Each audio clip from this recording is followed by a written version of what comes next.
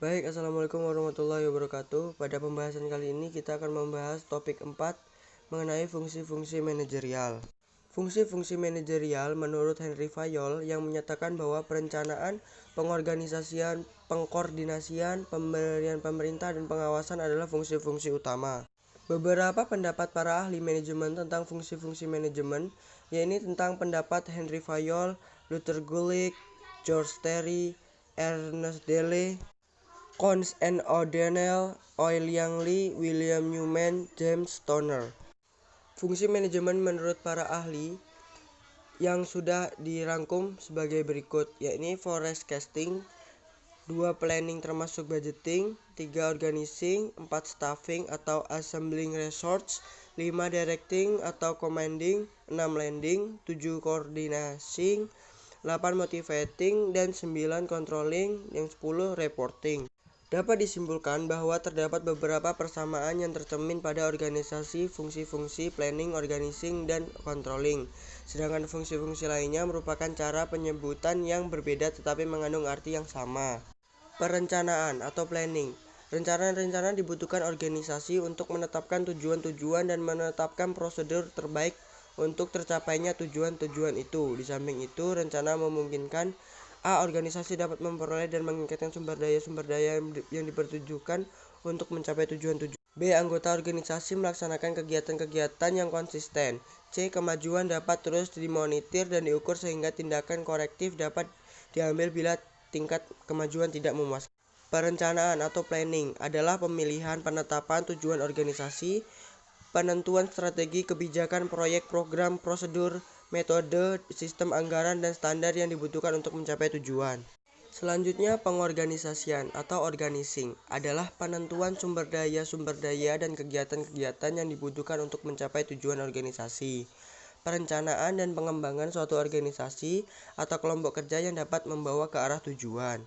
Penugasan tanggung tertentu, penggeledahan wewenang yang diperlukan kepada individu-individu untuk melaksanakan tugasnya.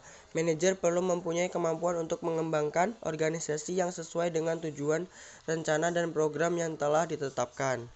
Selanjutnya, penyusunan personalia atau staffing, yakni penarikan atau rekrutmen, latihan dan pengembangan, serta penetapan dan pemberian orientasi karyawan dalam lingkungan kerja yang produktif. Dalam pelaksanaan fungsi ini, manajemen menentukan persyaratan mental, fisik, dan emosional untuk posisi-posisi jabatan yang ada melalui analisa jabatan, deskripsi jabatan, dan spesifikasi jabatan.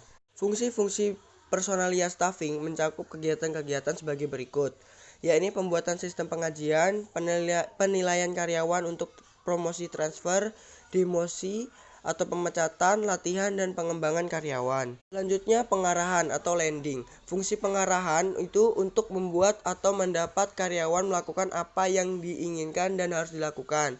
Fungsi ini melibatkan kualitas, gaya, dan kekuasaan pemimpin serta kegiatan kepemimpinan, serta komunikasi, motivasi, dan disiplin. Fungsi leading sering disebut dengan directing, motivating, actuating, dan sebagainya.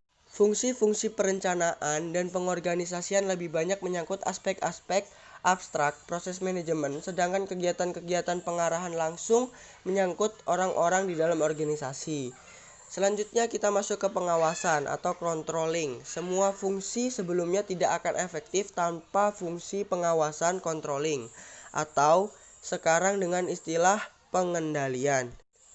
Penemuan dan penerapan cara dan peralatan untuk menjamin bahwa rencana telah dilaksanakan sesuai dengan yang telah ditetapkan. Pengawasan positif, yakni mencoba untuk mengetahui apakah tujuan organisasi dapat dicapai dengan efisien dan efektif. Pengawasan negatif, mencoba untuk menjamin bahwa kegiatan yang tidak diinginkan atau tidak dibutuhkan tidak terjadi lagi. Fungsi-fungsi lain dari seorang manajer, yakni fungsi manajer yang dalam perusahaan dapat dilihat dari dua sudut pandang, yaitu dari sudut proses dan dari sudut subjek. Dari sudut proses yaitu perencanaan, pengorganisasian, penyusunan, pengarahan, dan pengawasan. Sedangkan dari sudut subjek atau bidang, yaitu keuangan, personalia, pemasaran, pembelian, dan produksi.